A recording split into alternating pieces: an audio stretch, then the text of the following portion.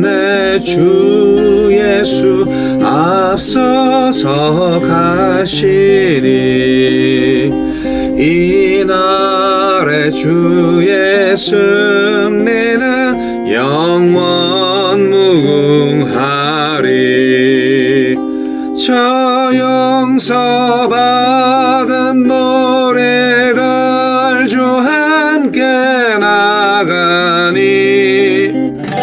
그 나라 강한 권세가 영원히 있도다.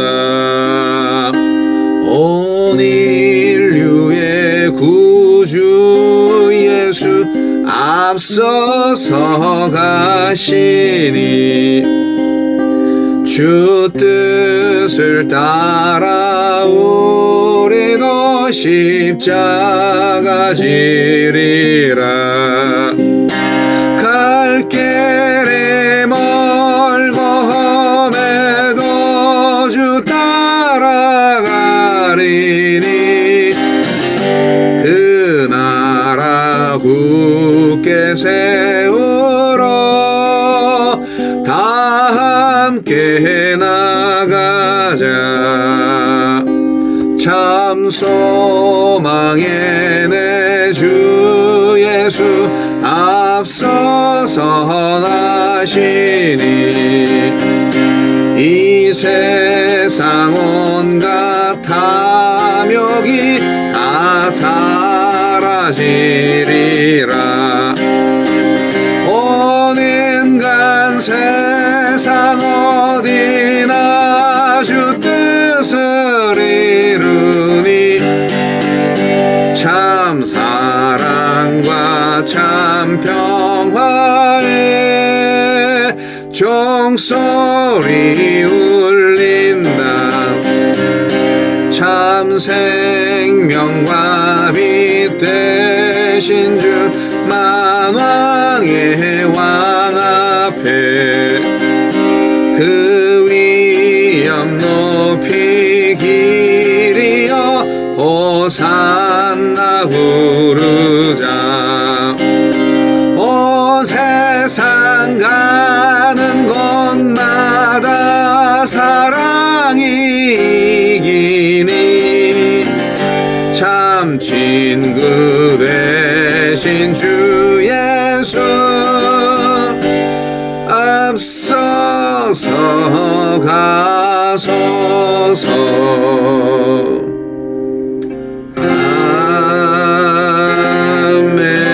아멘.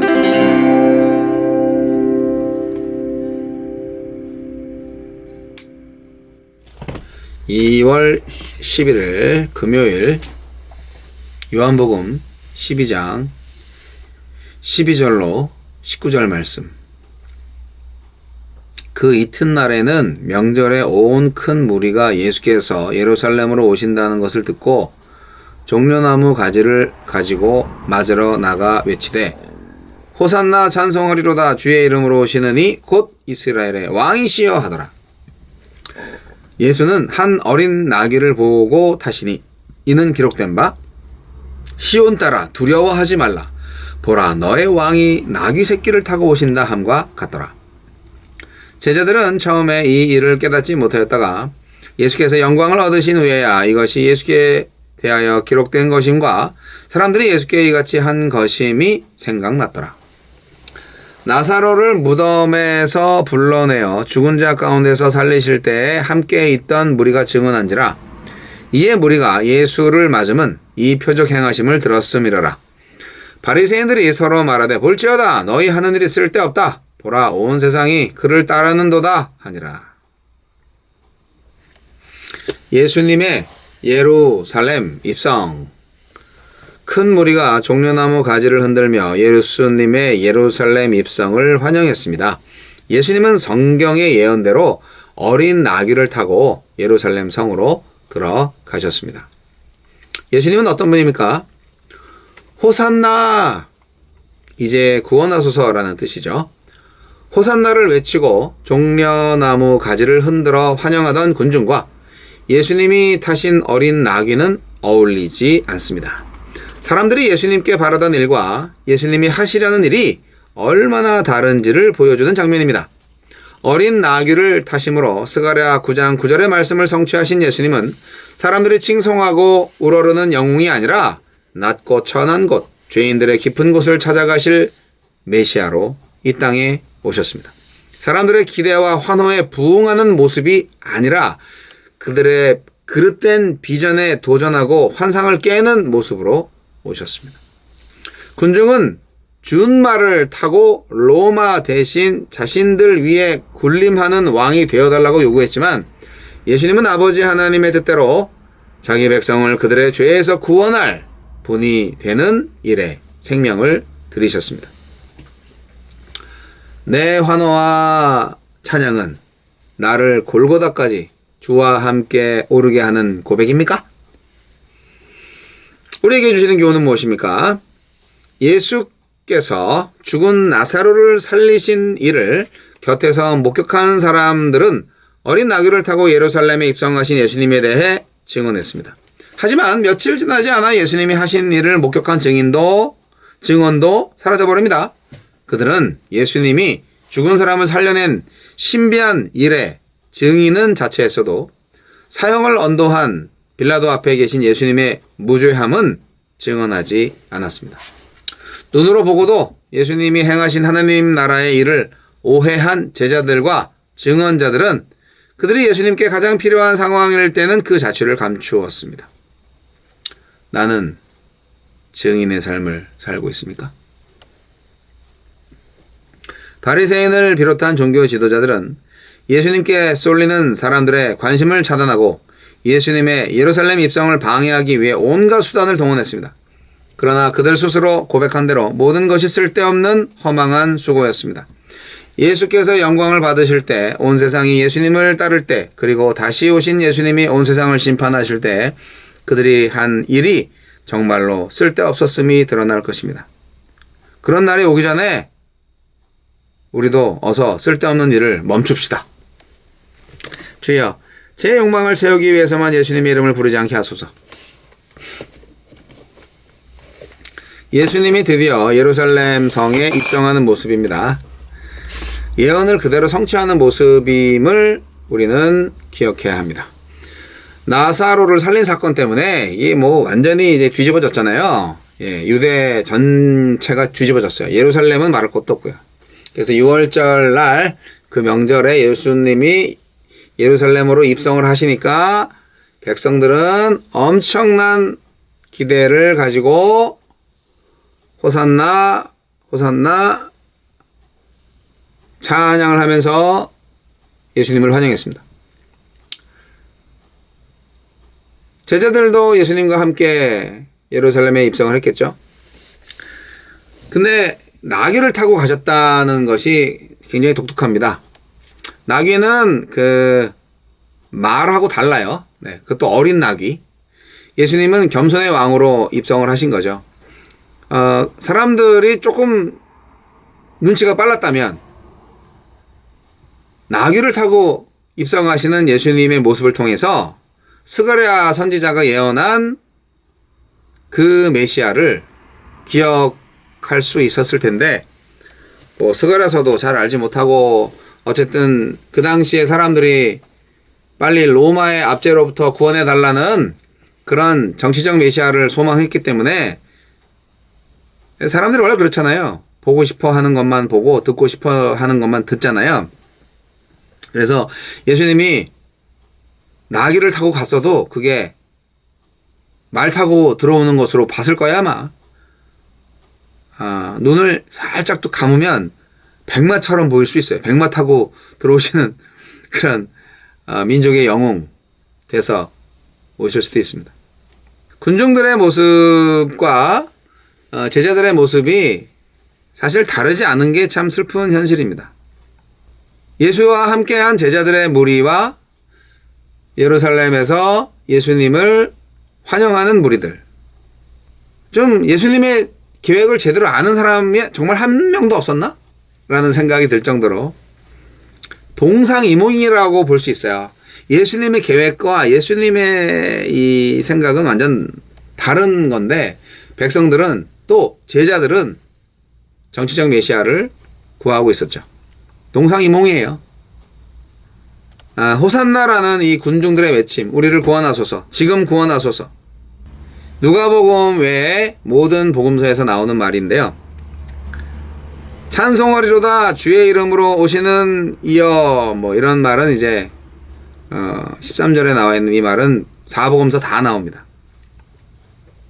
이스라엘의 왕으로 지금 들어오고 있습니다. 그 말은 틀린 말은 아닙니다. 그러나 이스라엘의 왕뿐 아니라 모든 인류의 왕이시죠. 우리 예수님은. 환영하는 사람들의 손에 쥔 나무가 종려나무였다는 것도 특이하고요.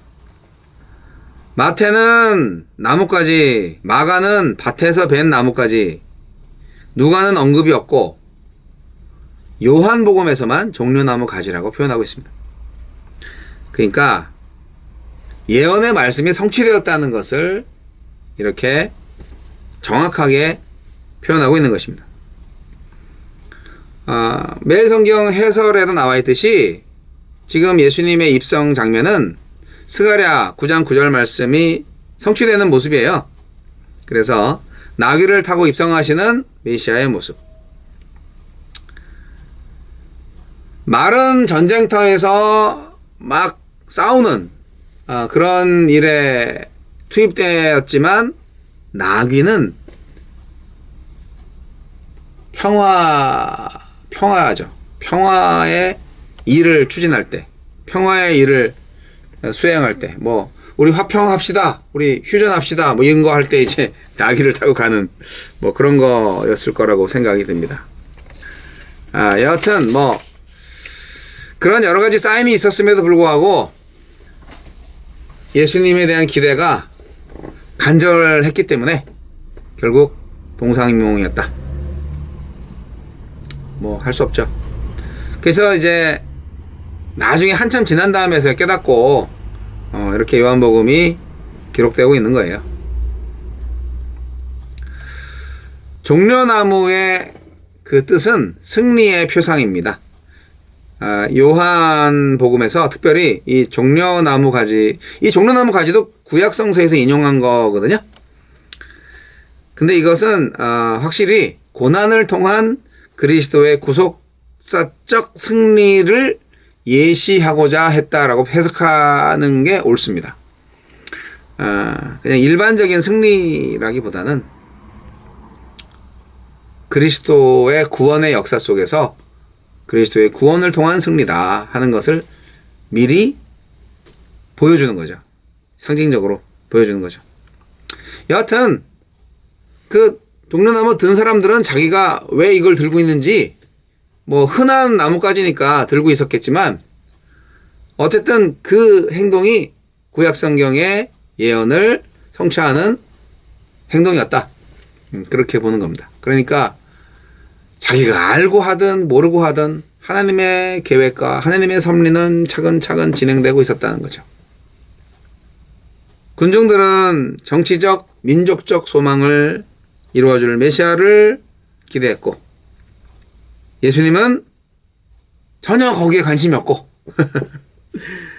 예수님은 세상의 빛이셨고 선한 목자이셨고 생명을 주시는 하나님의 아들이셨기 때문에 전 인류를 구원하시기 위한 십자가의 길을 지금 준비하고 있는 것이기 때문에 전혀 환영하는 백성들의 외침이 그다지 기쁘게 들려오지 않았을 것입니다.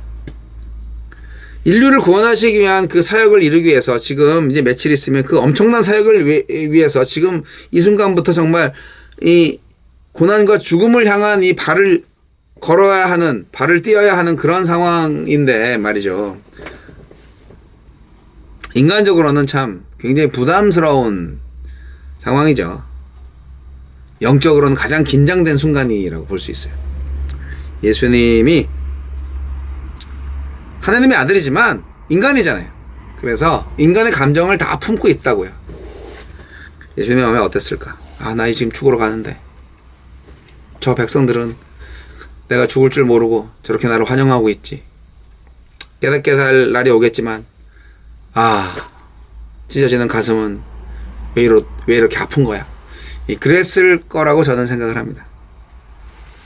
여러분, 하느님의 뜻을 이루는 데 있어서는요, 사람들의 판단과 사람들의 이 평가가 맞을 때도 있지만 맞지 않을 때도 있어요. 그것은 하느님의 일을 하는 사람들이 하느님의 뜻을 정말 잘 알아야 되고 하느님의 방법대로 제대로 순종하고 있는지를 순간순간 잘 점검을 해야 합니다.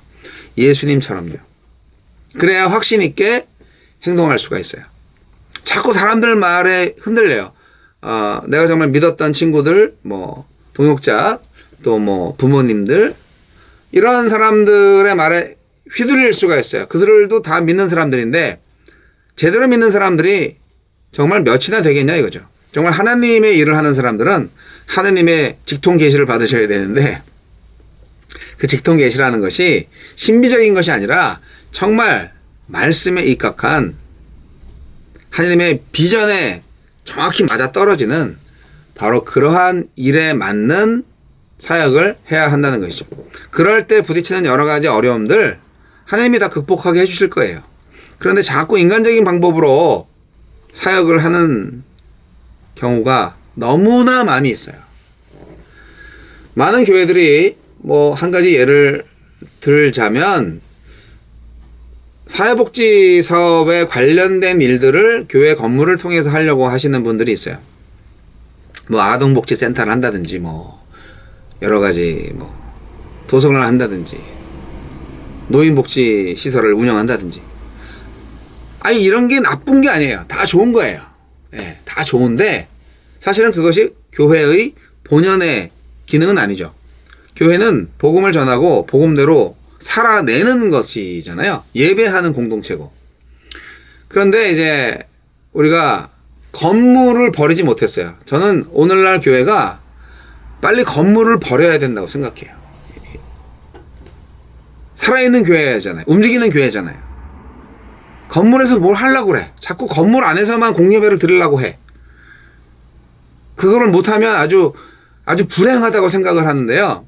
이 코로나가 모든 걸 다 바꿔놨어요. 그런데 이 코로나를 허락하신 하나님의 뜻을 제대로 알아주셔야 되는데 건물 목회, 건물 안에서의 예배를 뛰어넘으셔야 됩니다. 삶의 예배에 집중하셔야 돼요. 생활 속에서 복음을 전하고 제발 건물 때문에 할 수 있는 일을 찾기보다는 건물 때문에 우리가 어려워서 하나님의 일을 오히려 못하고 있는 것들을 오히려 잡아내서 그것을 없애야 됩니다. 그래서 저는 임대 건물은 정말 부담이 된다 그러면은 다 포기해야 된다고 생각하는 입장입니다. 그게 정말 맞는 길입니다. 성경에 아무리 눈 뒤집고 봐도 교회 건물 짓는 제자들 없어요. 예수님이 세우신 교회는 사람이에요. 그 교회를 핏값 주고 사신 교회를 우리가 건물로 다 망쳐놨다고 생각하지 않으세요?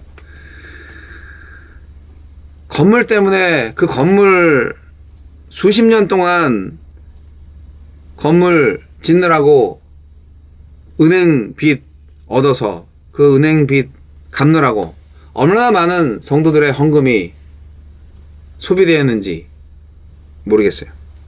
그게 정말 하나님의 뜻인가? 잘 모르겠어요. 그런 어려운 교회들을 보면 저는 마음이 아프지만 저는 과감하게 내려놓아야 한다고 생각을 합니다.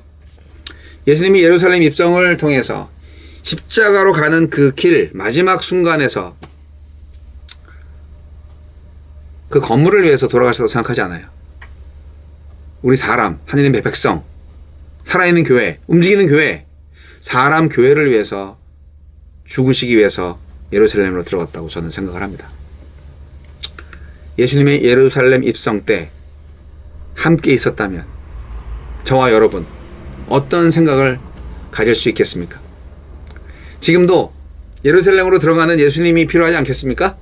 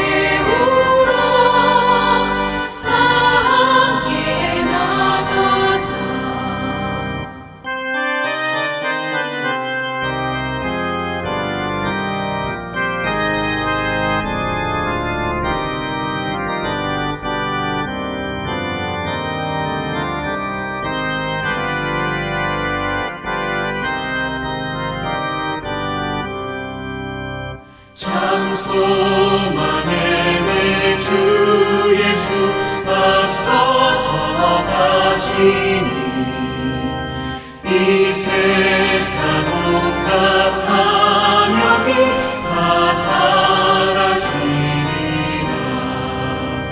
온 인간 세상 어디나 주 뜻을 이루니 참 사랑과 참 평화에 종소리 울린다.